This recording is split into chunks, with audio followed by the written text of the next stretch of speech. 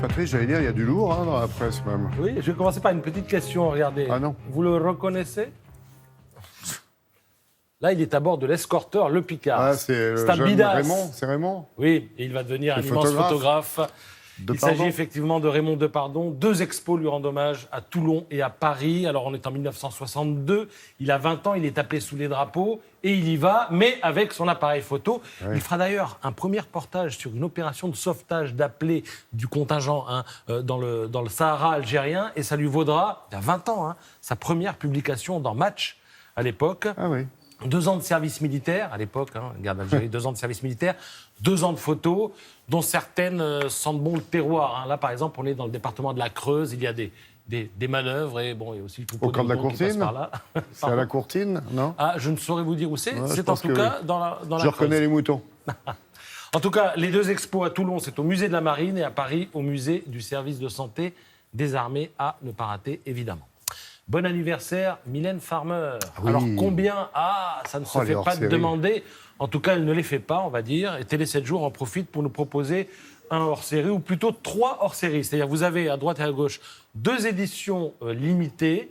Celles-là, il faudra aller vite pour les avoir. Et puis, au milieu, un autre numéro collector qui réunit des extraits de ses interviews les plus cultes et des photos inédites, rares, signées des plus grands, et notamment de Peter Lindbergh. Alors, ces photos sont intéressantes. Alors, Peter Lindbergh nous a quittés récemment. Magnifique Ce photo. shooting date de 1999. C'était pour Vogue. Et ces 2 clichés sont inédits. Ils n'étaient encore jamais sortis. Et à propos de ce shooting, Lindbergh disait que c'était une expérimentation. C'est-à-dire qu'au cours de ce shooting, ils avaient fait jouer au maquillage un rôle à l'opposé de ce à quoi il est censé servir. Nous avons choisi de renforcer les imperfections, disait-il.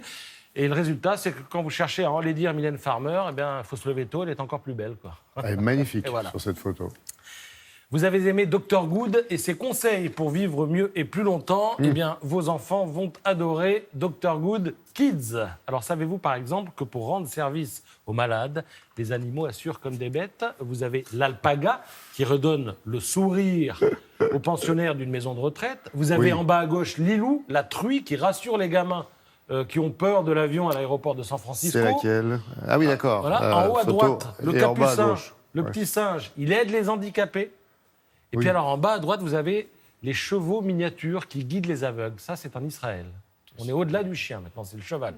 C'est bien. Voilà, donc pléthore de conseils, de décryptage. Alors si votre enfant veut savoir par exemple pourquoi il pleure devant les films, si il veut comprendre à quoi correspondent tous ces bruits étranges que fait notre corps, si vous voulez savoir comment lui faire manger des légumes ou lui donner le goût du sport, eh bien c'est par là. Dr Good Kids, c'est pour les 7 à 12 ans. Mais je crois qu'il y a de bons conseils aussi pour les parents, quand on veut faire manger de la soupe aux enfants. Voilà. Merci beaucoup. Merci, Patrice.